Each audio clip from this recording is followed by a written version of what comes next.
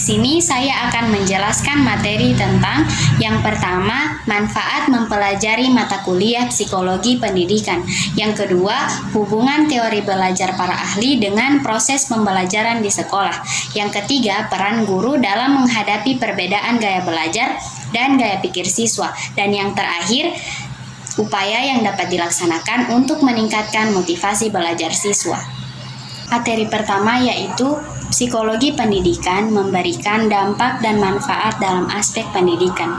Psikologi pendidikan ini membantu guru dalam memahami karakteristik siswa secara emosional untuk memberikan proses belajar mengajar yang tepat sehingga menghasilkan proses belajar yang efektif dan efisien. Materi kedua yaitu teori belajar kognitif.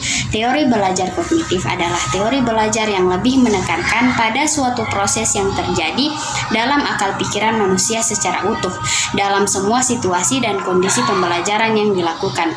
Al-Hasan mengemukakan bahwa kemampuan kognitif adalah kemampuan untuk berpikir secara lebih kompleks dan melakukan penalaran serta pemecahan masalah.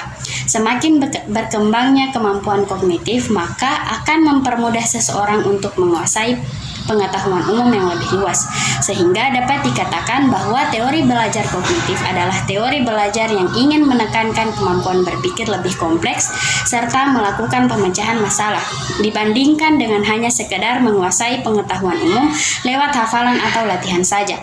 Pada implementasi proses belajar mengajar di sekolah, bentuk penerapan teori kognitif adalah guru ketika menggunakan bahasa yang mudah dipahami oleh peserta didik serta memberi ruang bagi mereka untuk saling berbicara serta diskusi dengan teman-temannya.